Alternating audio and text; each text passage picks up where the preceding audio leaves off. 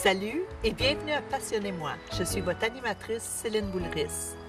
Nous retrouvons de l'artisanat partout dans nos vies quotidiennes, dans la nature et même dans nos métiers. Aujourd'hui, j'ai le plaisir de vous présenter Claude Bouchard, propriétaire des Sogadis, qui a fait de sa passion d'artisanat un métier.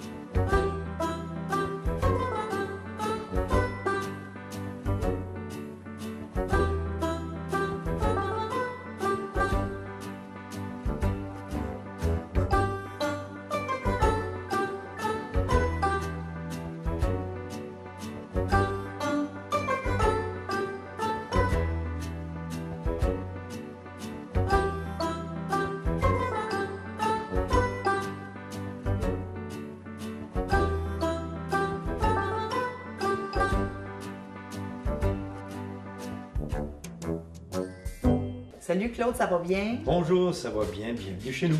Merci pour votre bel accueil.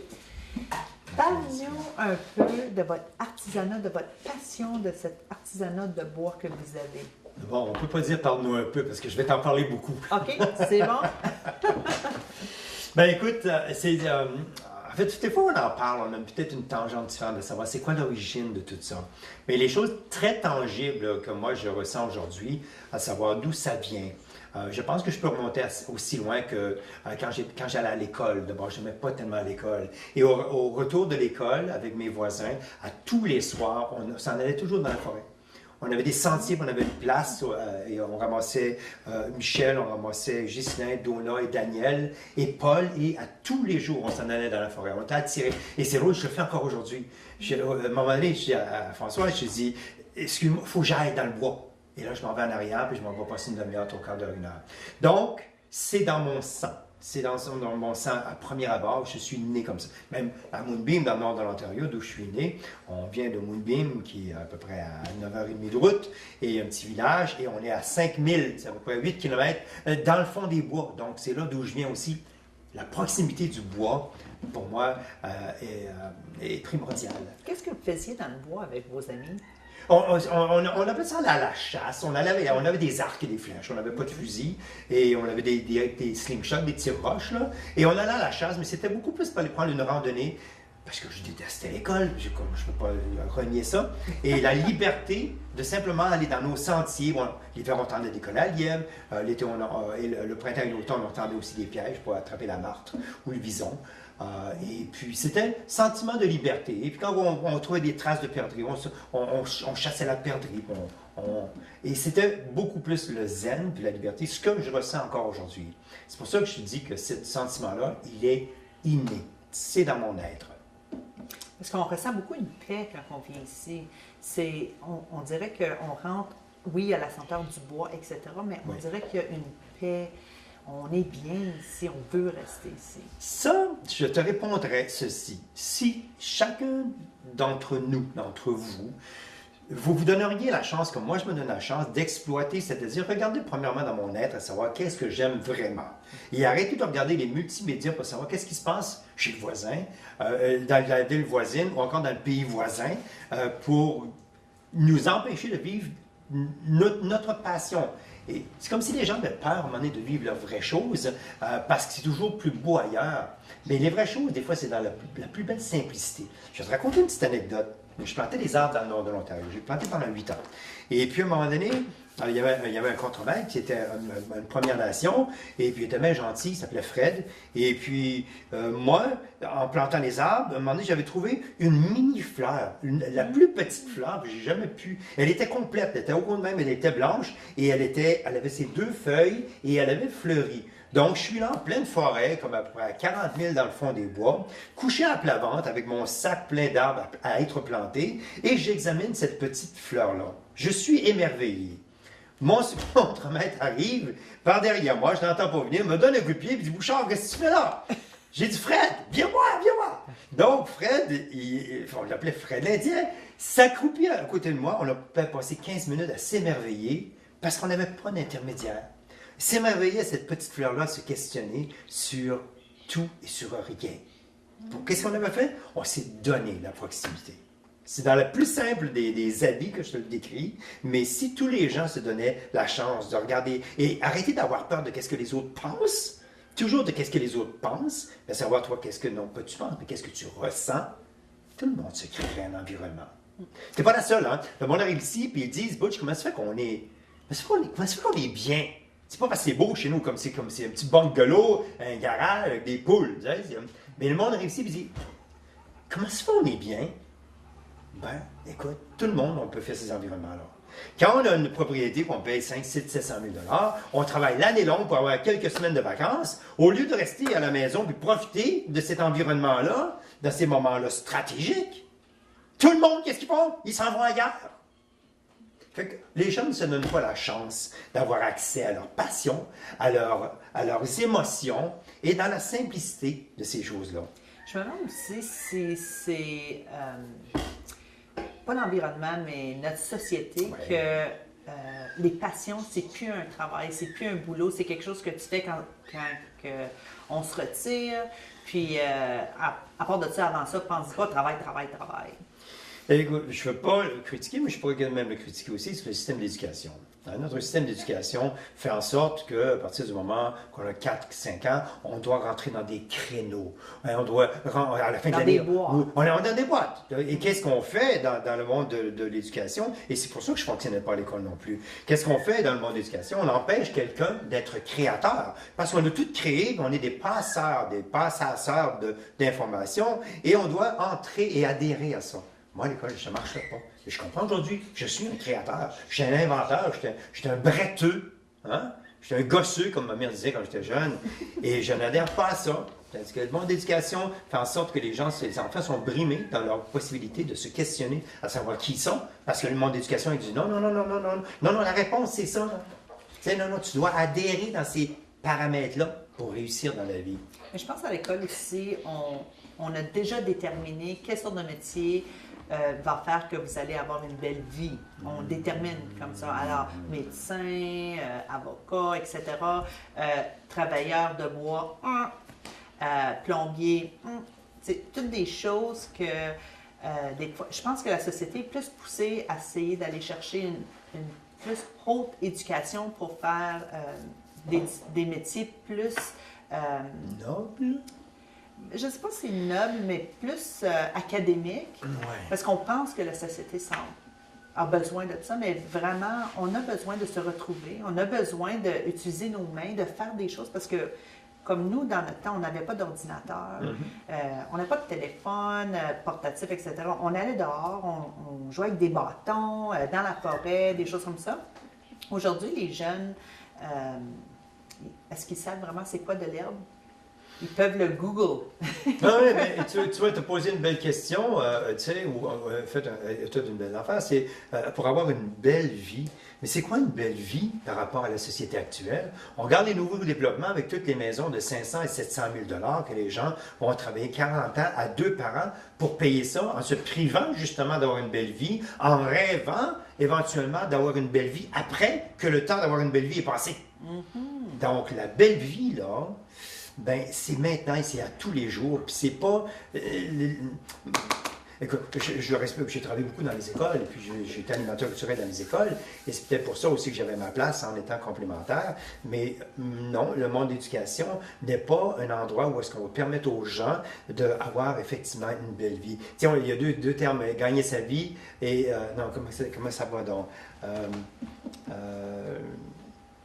Il y a un terme qui dit gagner sa vie à travailler ou travailler pour gagner sa vie. Ouais, en tout cas. C'est deux belles nuances qui disent, à un moment donné, si tu travailles pour gagner ta vie, bien effectivement, tu vas travailler pour avoir des revenus. Mais si tu travailles, c'est pas ça le terme. Ils vont venir. On va t'arriver avec le bon terme, parce que le terme est vraiment, vraiment révélateur par rapport justement aux deux nuances, à savoir qu'est-ce qui fait le système d'éducation et qu'est-ce que toi tu devrais faire par rapport à ton être. Mais maintenant, oui. Que vous avez une passion pour le bois. Oui. Alors, l'école, c'était pas pour vous, et c'est d'ailleurs pas pour beaucoup de gens. Vous avez trouvé cette passion-là, le travail de vos mains. Oui. Explique-nous ça un petit peu. Vous aimiez le bois quand vous étiez jeune, vous avez commencé à faire un peu d'artisanat. Ben non, il y a eu un laps de temps, comme à l'école, quand mon école a échoué, mon père était entrepreneur forestier, donc c'est là que lui a décidé, il me suggérer, il dit, regarde, il y a une scie mécanique là, qui fait rien, il y a de la place, on a un contrat à remplir, alors l'école, c'est pas pour toi, donc j'avais 17 ans, je n'avais pas encore 18 ans. À 17 ans, j'ai pris le chemin du chantier, puis j'ai travaillé en forêt pendant une douzaine d'années. Oh, wow. Une douzaine d'années en tant que bûcheron.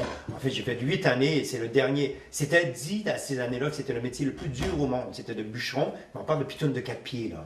Alors, C'est des choses pesantes. c'était très physique, c'était extrêmement physique. Extrêmement physique. Alors, j'ai fait ça pendant 8 ans, après ça, on a commencé à mécaniser le tout. Et dans tout ce temps-là, je me questionnais, quand j'arrêtais, on était trois, les équipes de 3 personnes, je m'arrêtais, on mangeait ensemble, on était, et dans mon subconscient, j'avais toujours un désir d'aller voir des gens, d'aller voir du monde. Et là, à un moment donné, quand il y a une transition entre la mécanisation et le travail physique, ben là, on a perdu des emplois. Et c'est là que par un accident de parcours, je suis devenu animateur de radio. Et par accident de parcours, je suis devenu, probablement aussi parce que j'ai le verbe facile et que je l'avais à ce moment-là, je suis devenu comédien, une troupe de théâtre, je suis devenu metteur en scène. Et après ça aussi, je suis devenu, bien sûr, chansonnier. Le nom de Butch Bouchard. Et j'ai fait de la chanson pendant une vingtaine d'années aussi. Mais là, à un moment donné, au travers de ça, à cause de la chanson, j'ai rencontré une dame qui est devenue la mère de ma fille.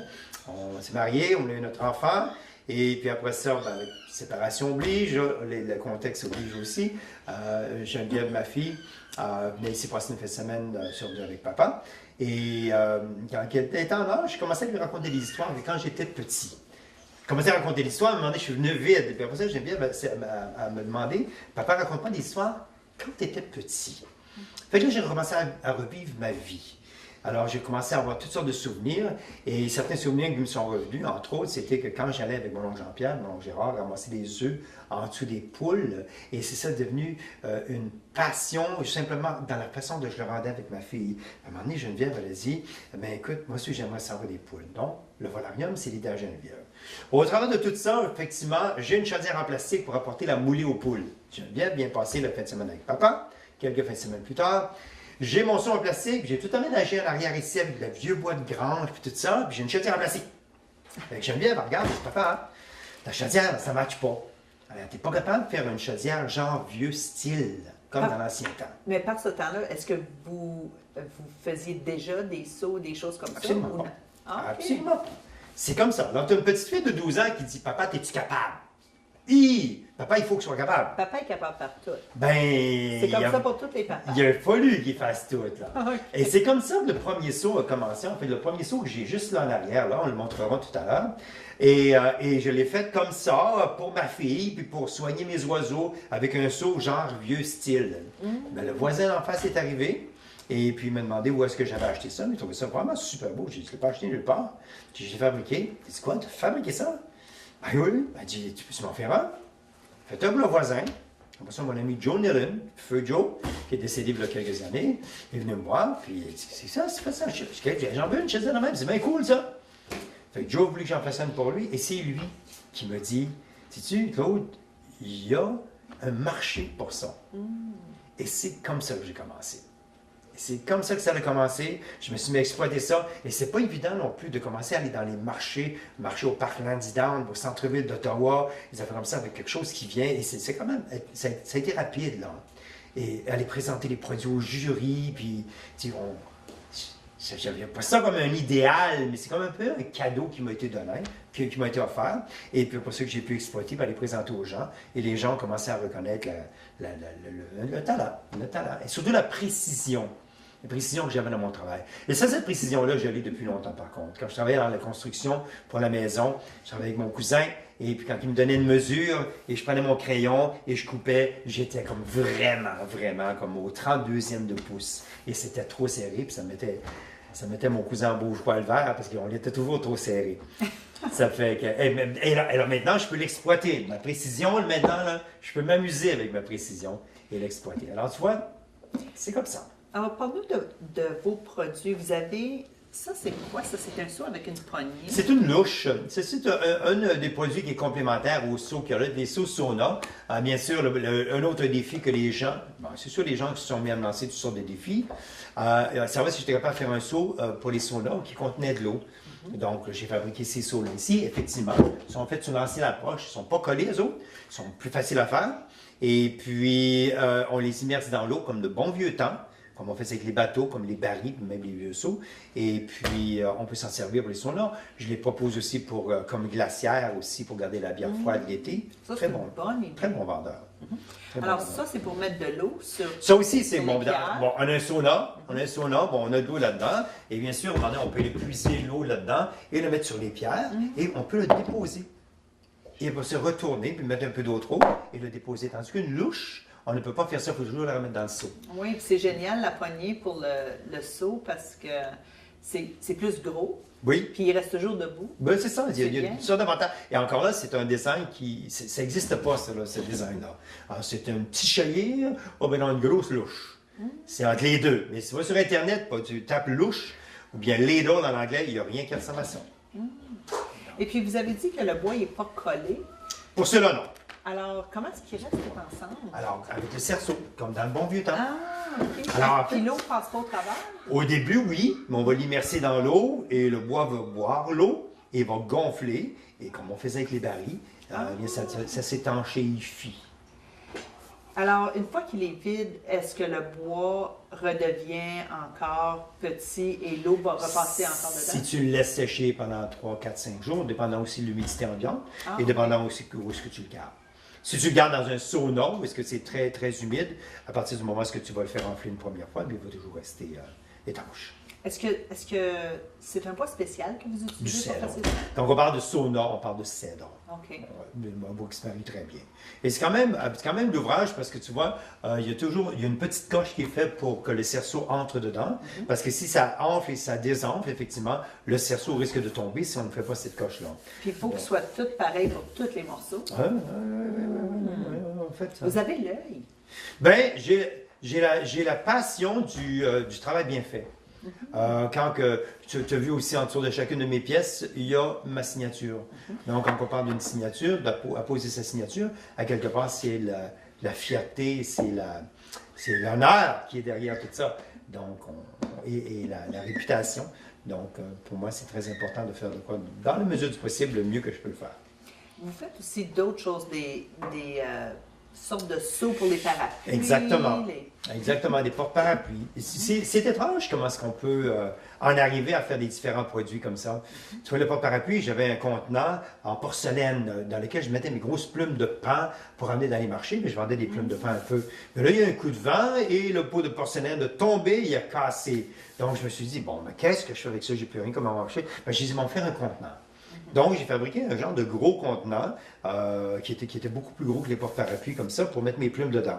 C'est une dame, Stéphanie, qui est venue me voir et elle a dit, Claude, regarde, si tu le faisais un petit peu plus petit, ça, et un petit peu moins haut, pour contenir 4-5 parapluies, tu pourrais faire des beaux porte-parapluies avec ça.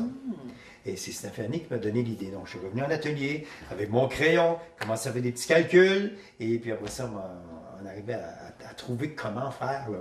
Moi, je google pas comme how it's done, là. Oh, oui. Non, non. Parce que c'est ça qu'est-ce qu'on fait habituellement. Hein? oui. Ah, comment on fait ça? Comment on fait à manger? Oui, comment on coupe oui, la oui. gazon? Moi, zéro. Je n'ai jamais copié rien de quoi que ce soit. Il y a le Marium qu'on pourrait le montrer aussi tantôt. J'ai vu une idée quelque part qui existait, mais la création de mon produit et la façon de l'utiliser, c'est ma création. Moi, j'ai même écrit une légende. C'est à peu près 20 minutes à raconter la légende où est-ce qu'on intègre le Marium au mariage de la princesse et du crotté du village. Je te raconterai un jour. Qui est le crotté du village? Le chanceux!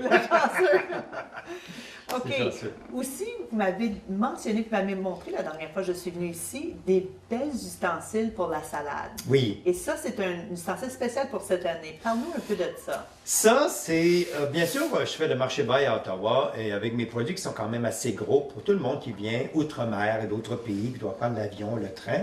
C'est des gros objets à ramener comme souvenir. Comme tu as vu, il y a le numéro de série et date de fabrication. Donc, c'est vraiment des objets à conserver. sans prétention de dire que c'est un peu le patrimoine de demain. Parce qu'aujourd'hui, il n'y a pas beaucoup d'items qui ont la date de fabrication, qui ont le numéro de série et tout ça. Mais les gens se voyaient empêchés d'acheter mes produits outre-mer à cause qu'il y avait de la misère à le mettre par l'avion et aussi l'envoyer, pour l'envoyer en Europe, en Angleterre, ça coûtait plus cher que le produit comme tel. Donc, pour commémorer le 150e de la Confédération, c'est arrivé pendant la nuit. J'ai commencé à griffonner comme je fais d'habitude dans mon journal, griffonner quelque chose. Je voyais que mon subconscient est en train... Mon subconscient avait déjà compris quelque chose. Il me laissait le temps à mon conscient d'en prendre connaissance. Et pour ce faire, moi, je prends le crayon et je griffonne, puis je griffonne. Puis là, ça prend forme. Puis là, je me parle.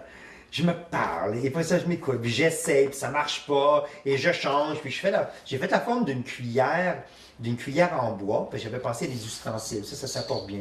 J'ai fait la forme d'une cuillère en bois, et en faisant la cuillère comme telle, la spatule de la cuillère, j'ai vu que ça ressemblait étrangement, parce que je dessine très mal, à une queue de castor.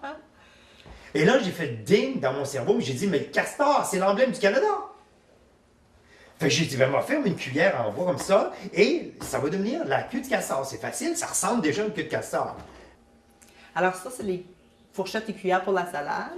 Oui, effectivement. Alors, c'est la queue de castor. Et puis, c'est ce qui est quand même relativement facile à fabriquer. Le défi, c'est effectivement de trouver qu'est-ce que j'utilise pour représenter le Canada pour la fourchette. C'est facile à mettre aussi dans les bagages. Oui, effectivement. En fait, la raison première de ceci, ça se met vraiment bien dans le fond de la valise.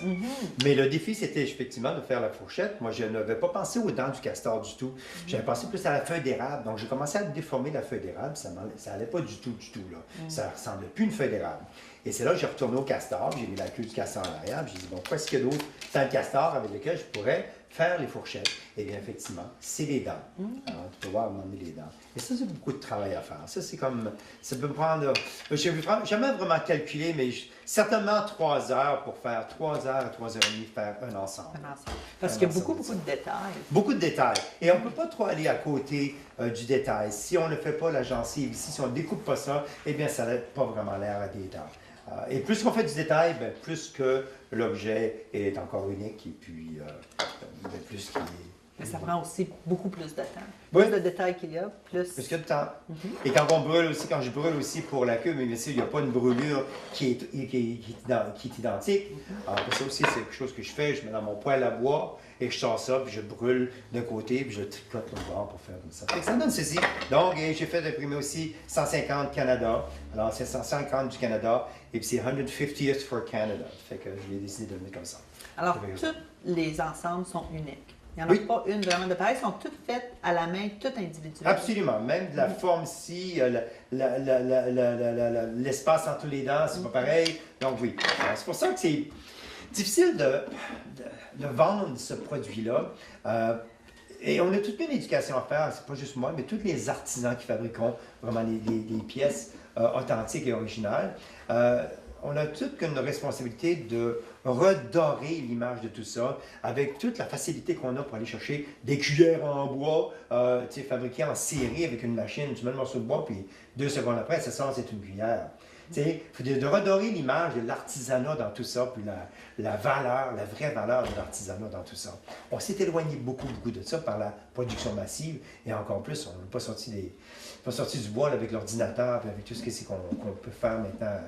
Mais notre responsabilité, c'est de parler aux gens et leur montrer que oui, regarde, j'ai encore mes 10 doigts. En fait, la dernière chose que je fais avant de sortir de mon atelier, à la fin de la journée, je compte mes doigts, puis assure que tout est bien, que j'ai eu une bonne journée.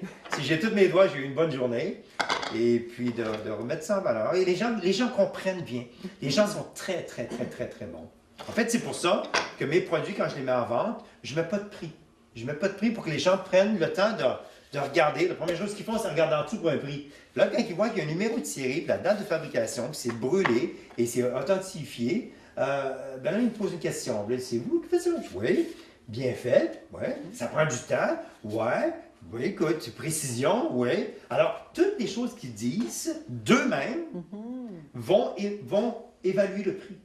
Donc, si je te dis après ça, ben écoute, c'est 75 taxes incluses, ils ne peuvent pas dire que ça ne vaut pas ça. Il vient de me dire que ça prend du temps, que c'est de l'expertise, que c'est de la précision, et puis que c'est bien travaillé, et tout ça. Alors, s'ils sont plus d'accord avec mon prix, ça veut dire qu'est-ce qu'on dit? C'était pas vrai.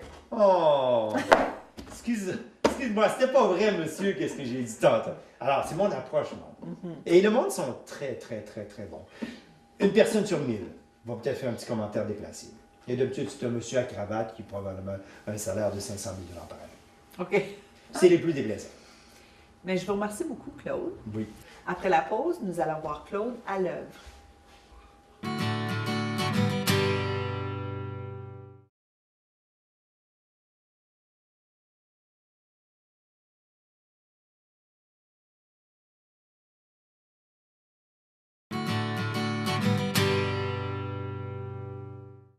Claude, vous avez appelé votre compagnie ou votre petit commerce les Seaux Gaddi. Qu'est-ce que Gaddi veut dire? La petite histoire, je t'ai raconté un peu plus tôt. On parlait du fait que ma première chaudière que j'ai fabriquée, c'était pour faire plaisir à ma fille Geneviève, qui me lançait le défi. Papa, es-tu capable de faire un seau genre vieux style? Donc, l'idée de faire des seaux, c'est l'idée à Geneviève. Bon, regardons bien Gaddi. Le G dans Gaddi, c'est l'initiale du nom à Geneviève. Si on épelle à l'envers, commençant du reculon, Gaddi, une lettre à la fois, ça donne I, D, A, Geneviève. Ah! Alors, Gaddi veut simplement étaler que l'histoire des seaux provient de son idée à elle, qui me lançait le défi. Es-tu capable de faire un seau genre vieux style? Alors, c'est un vraiment beau cadeau pour votre fille aussi, sachant que vous avez utilisé son idée et son nom pour implémenter dans votre nom. Ben oui, et puis comme présentement, Geneviève n'est pas tellement consciente, elle a 22, elle vient d'avoir 23 ans. Elle n'est pas consciente de tout ça, mais avec les années, avec le temps qui va passer, je pense que toutes ces choses-là vont prendre beaucoup de valeur parce que ça fait vraiment partie de son identité à elle. Ces moments stratégiques qu'on a eus ici, où est-ce qu'elle me lançait des défis qui m'ont apporté, qui m'ont guidé envers qu'est-ce que je suis encore en train de devenir. Aussi, dans les projets que vous faites, vous utilisez du bois, du beau bois. Où est-ce que vous prenez votre bois? Ou est-ce que c'est des bois spéciaux que vous avez besoin? Il est primordial. En tout cas, moi, je suis un peu environnementaliste. J'aime beaucoup l'environnement. Je suis contre la pollution. Donc, pour moi, il est aussi extrêmement important de faire la promotion du bois local. Alors, tous les bois que j'utilise sont des bois locaux pour permettre aux gens de les redécouvrir et arrêter de penser qu'il faut toujours aller ailleurs pour avoir de bonnes qualités de bois. Alors, le bois local ici est d'une extrêmement bonne qualité et il faut rééduquer les gens par rapport à sa vraie valeur et son vrai charme. Le bois, la crème de la crème, bien sûr, c'est le noyer noir. Le noyer noir qui pousse ici dans la région. Pas naturel, il faut être planté, mais il y a des gens qui en ont planté un peu partout. Et puis quand on a la chance d'avoir un arbre qui doit être récolté pour quelque raison que ce soit que le vent le fait tomber, ou qu'il est rendu mature ou dangereux pour les arbres, bien à ce moment-là, on est plusieurs autour là, pour savoir qui aura une partie de ces arbres-là.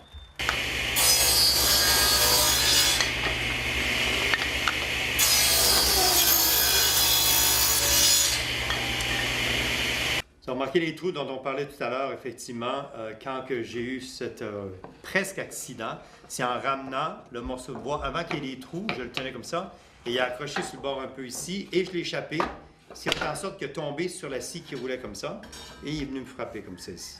Donc, à un moment donné, pas recommandé. Alors, qu'est-ce que j'ai fait comme solution? J'ai parti des trous ici, dans lesquels je mets toujours mes doigts. Donc, je laisse tomber mon morceau ici, mes doigts sont rentrés dedans et vous avez peut-être vu la routine que j'ai de toujours le ramener comme ça et comme ça. Alors, on travaille ça dans l'atelier et puis on essaie de minimiser le plus possible les chances d'avoir d'accidents et puis bon, ça c'est une autre façon.